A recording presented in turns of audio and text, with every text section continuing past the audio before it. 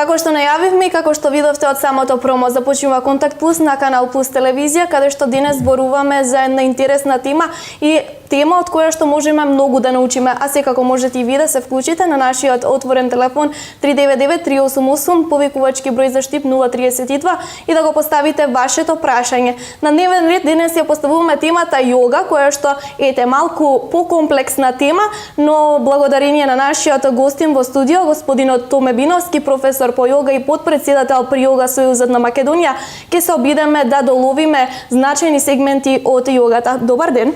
Добар ден!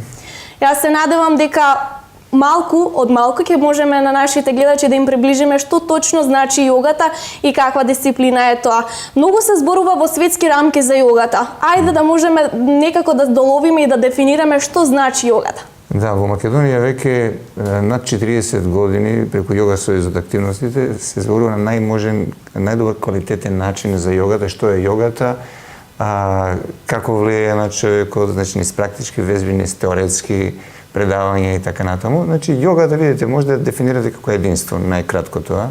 Значи од зборот јуч потекнува, кој значи единство, таа е и психофизички метод, може да кажете дека е најглобално речено наука за човекот, пошто навистина тоа е суштински наука за човекот и исто така таа е еден најкомплексен приод кон освестување на внатрешното кај човекот.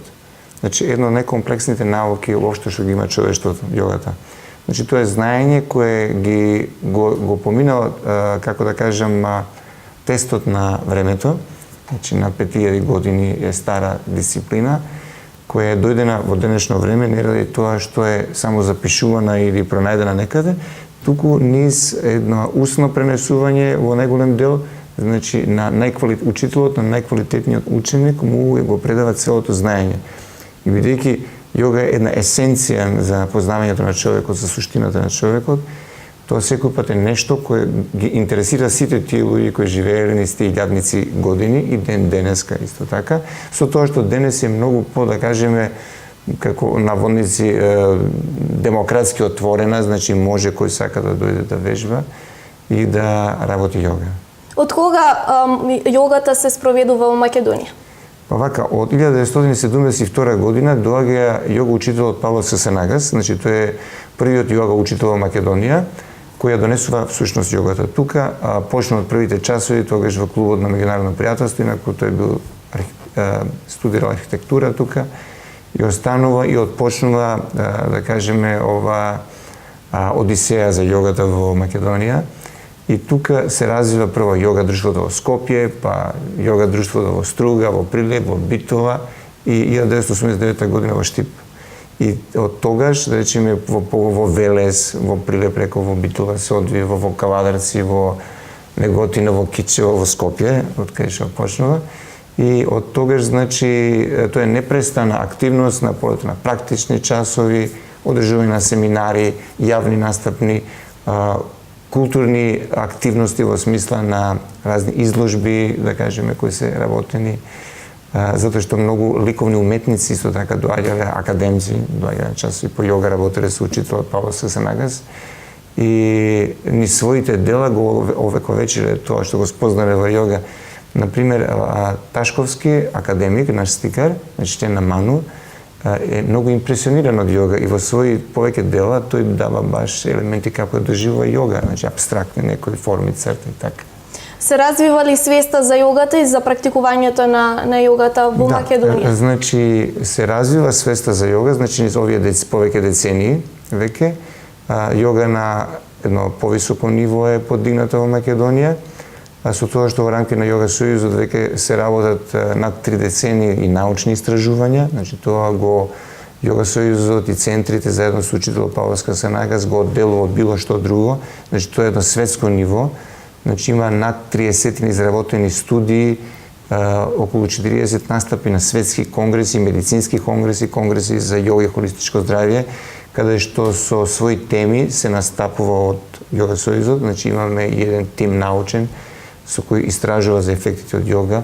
Воспоставена е низ ова повеќе деценска работа, соработка со повеќе еминентни имиња од областта на медицината, на психијатријата институција од областта на медицината во Македонија, една соработка над 24 години и е жива се уште и функционира. Тоа е соработка со ова што е, како се викаше, Заводот за рехабилитација на кардиоваскуларни заболувања во Охрид, каде што професорот по јога Ванчо Тасиски веќе 24 години работи со лица кои преживели инфаркт.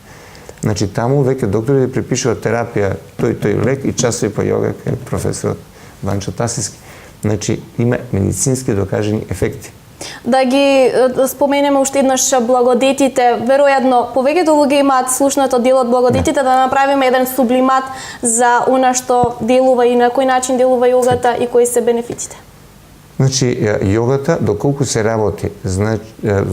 работи со стручно лице, значи со инструктор по јога, професор по јога, кој е едуциран наставник по јога, тогаш јога има изворена лепеза на позитивни работи, но доколку се работи нестручно, значи тогаш има проблем. Не би требало така да се прави. Јога не се работи сам, од книга или слично нешто. Тоа е толку суптилен метод, значи суптилна работа, значи треба да се дојде во овие што се нашите центри во Јога Сојузот на Македонија, каде има почетни курсеви и каде после, да речем, па може 5-10 часа веќе се чувствуваат ефектите. Значи, кај човекот доаѓа до намалување на тензијата, стресот. Јога го урамнотежува високиот и нискиот крвен притисок, значи ги дава до едно оптимално ниво. Ги ускладува работата на ендокриниот систем, значи системот на жлездите натрешно лачење, и кога тоа се усклади, кога нервниот систем се усклади во своето функционирање, тога се движите кон едно перфектно здравје. Значи влијае исто така и на еластичност, зголемување на еластичност на телото, тоа ќе го почувствувате. Но главно и самата околина ќе примети дека тој човек не е така раздразлив.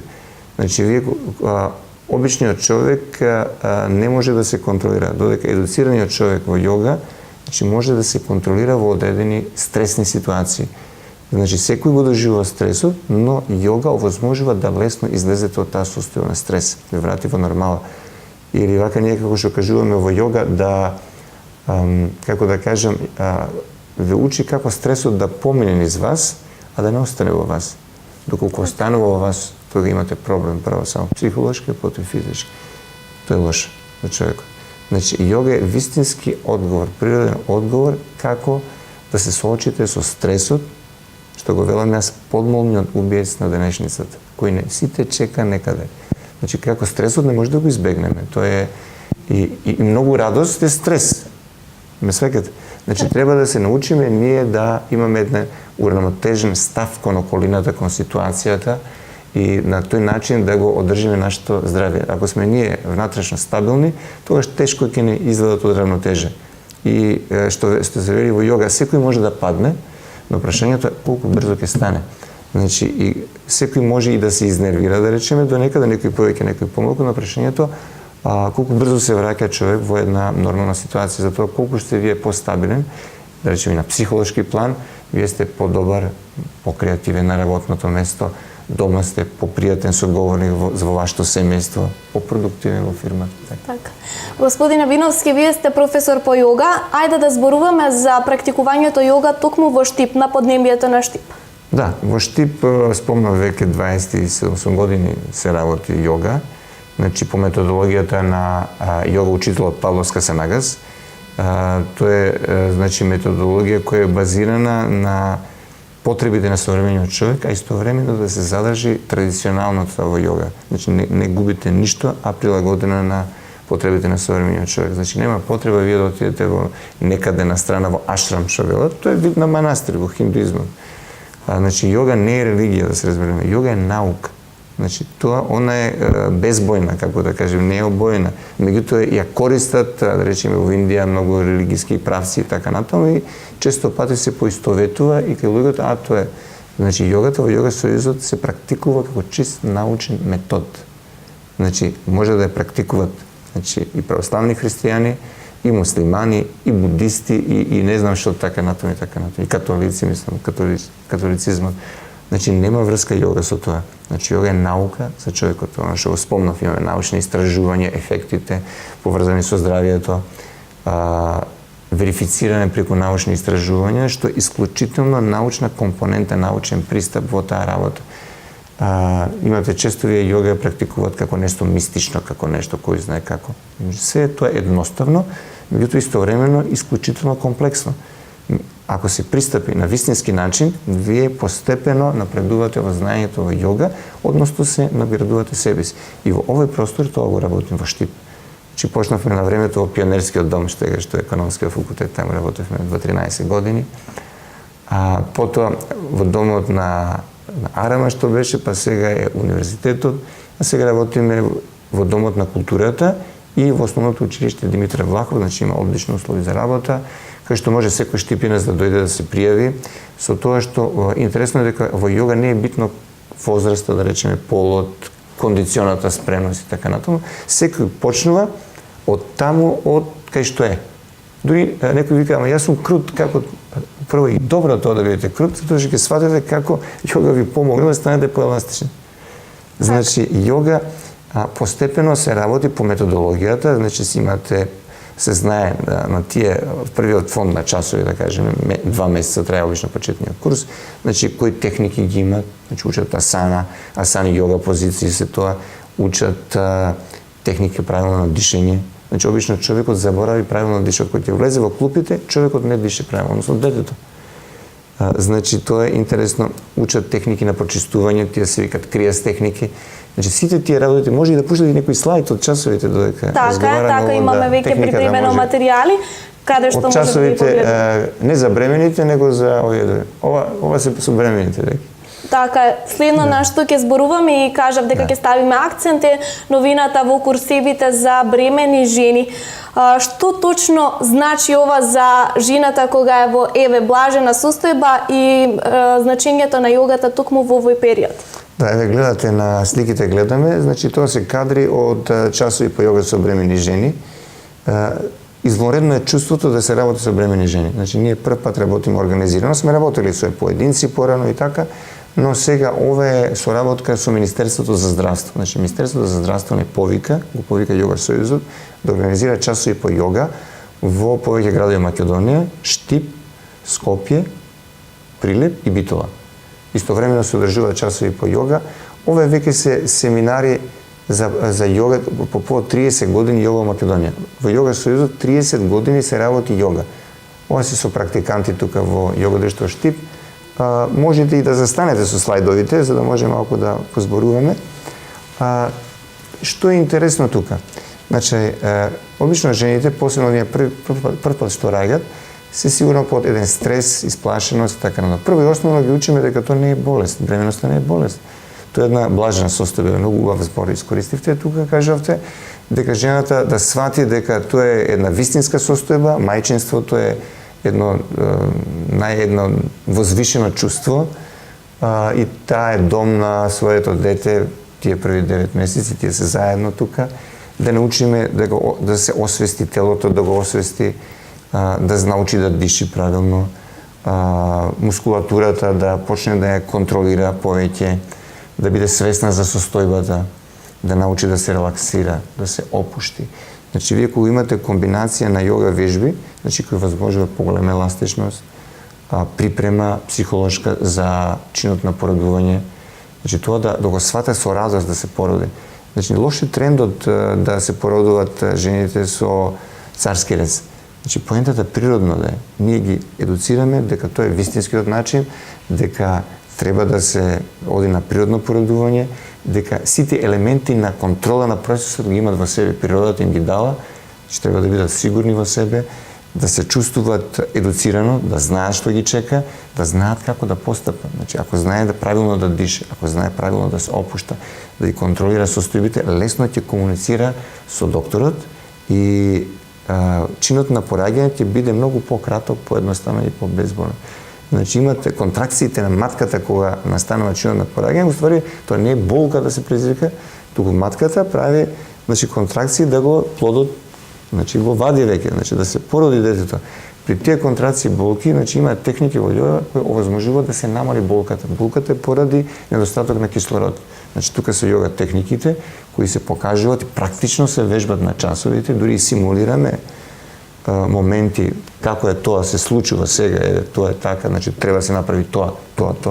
Значи жената ако знае што ја чека, ако знае што треба да направи, ако е психолошки спремна, чинот на пораѓање треба да биде најубавиот момент од нејзиниот живот. Болката е природен чин, природно нешто. Значи не треба да се плашиме од болката. И жената не треба воопшто да се плаши од тоа, затоа што жената е од природата надарена да надмине таа состојба на најнормален начин. Господине Биновски, колку време трае овој курс за бремени жени? Значи ние работиме од октомври, значи некаде минатата година. Еве видовте некои слики таму што се беа дадени, значи од практични од часовите и е интересно дека веќе имаме едно 5-6 породувања, значи бебиња кои се родија. Што сме ние сме исклучително задоволни од тоа што се така се случи.